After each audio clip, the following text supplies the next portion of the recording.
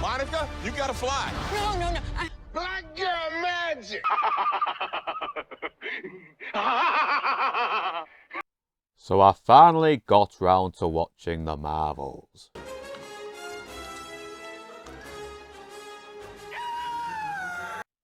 God, how the once mighty MCU have fallen. Remember when Tony Stark started off as an arrogant, selfish weapons manufacturer?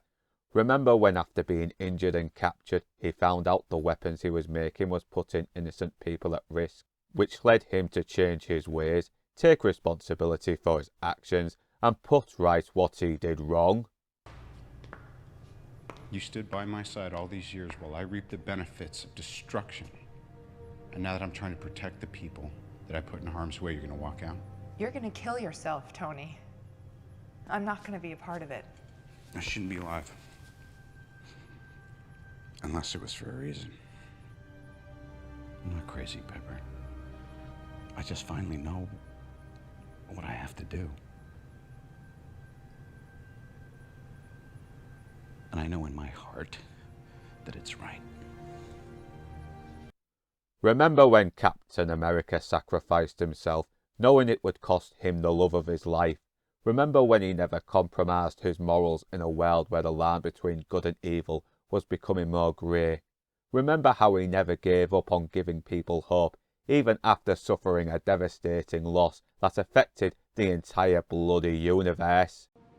And that's it. That's those little brave baby steps we gotta take to try and become whole again, try and find purpose. Well, screw those hacks. We have Wanda, controlling the minds of an entire town to the point where they're begging for death. She's in my head. None of it is my own. It hurts. It hurts so much. Just make her stop. Just make her stop! What about Rambo, lecturing the evil white man for actually taking action to rescue innocent people? My point is, I don't believe she has a political agenda or any inclination toward destruction. She's holding thousands of people hostage. And it could have been thousands more if she hadn't put up her own quarantine.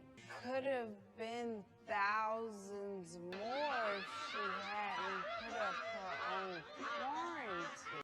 Maybe Falcon, sympathising with terrorists that kill innocent people. The terrorists only set us back a bit. You have to stop calling them terrorists.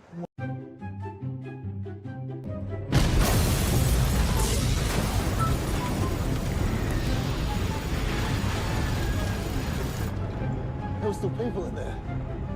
This is the only language these people understand. You have to stop calling them terrorists. What a 42-carat plonker you really are! And don't forget She-Hulk, slagging off the heroes that brought back the entire 50% of the universe that was wiped out by Thanos. Did not go to law school and rack up 6 figures in student loans to become a vigilante. That is for billionaires and narcissists and adult orphans for some reason. And it only gets better here for the much braver, much stunninger and more gender superior Carol Danvers. Sadly, those evil incels seem not to have noticed the representation that was achieved in these much more superior movies. Damn you people and your overrated common sense. The story follows Captain Not So Marvel as her, Rambo and Miss Marvel accidentally end up transporting to each other's last whereabouts. Varus from Fresh Meat finds 2 bracelets that could help her get revenge on the throne and Captain Marvel, and to open up some wormholes in the galaxy in the hopes of locating her people into a planet that might be more inhabitable. And the only way to stop her is the Marvels. Will they manage to develop likeable personalities and save the day, as well as their dying franchise and the goodwill of the fans who they accuse of being every ist and phobe under the sun? It's no secret that for the last 4 years the MCU has been in sharp decline thanks to its constant obsession with shoving as much woke insanity as ever with no self-awareness of their own idiocy. Say what you want about Phase 3, but at least they were still trying to produce quality storylines that evolved our heroes, while also giving us this epic conclusion they had been building up for since the first Iron Man back in 2008. But here, you can sum up everything that's been wrong with the MCU after Endgame back in 2019. And that is, making shit up as you go along. 2 words to say to that: shite! What's the other one? Shite! This is a film that has been delayed twice, gone over budget, as well as being constantly cut down, reshot and re-edited. Even director Nia Da Costa fucked off halfway through filming. Though it didn't stop her from getting on her high horse. Well, Nia, in the words of the great Del Boy, What a 42-carat plonker you really are! but enough of the incompetence behind the production. What about the movie? Shite! Seriously, this is supposed to be a superhero movie. Yet we're made to believe we're supposed to cheer on someone who practically started a civil war as well as commit genocide. Yeah, there is mention from Carol Danvers who was trying to make amends, but we never see any implication of that anywhere in the film. Seriously, a minute or so of flashbacks of her trying to amend, and maybe some rewrites where she tries to explain to Dan Ben, while also trying to reason with her, could have at least brought some substance to an already doomed movie.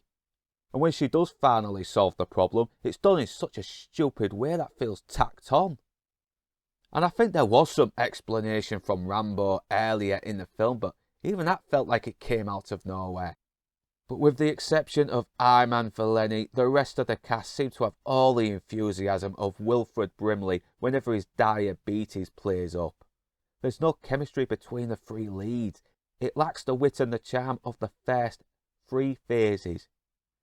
It reduces Nick Fury to a babysitter, and I don't know what Zoe Ashton was trying to do here.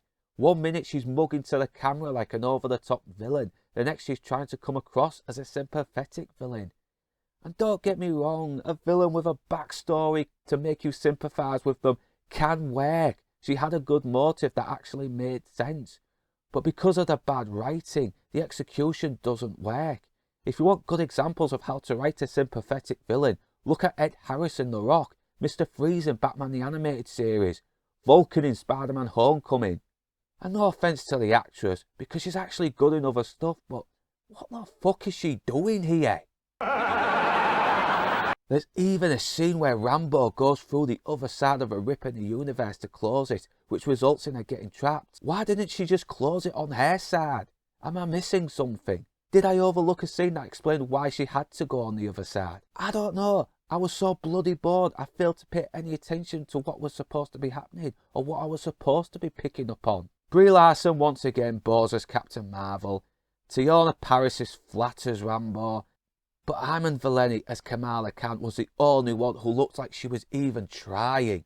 But even then, her character is just a one-note fangirl. Oh, and there's an X-Men post-credit sequence. Oh, and there's also Valkyrie.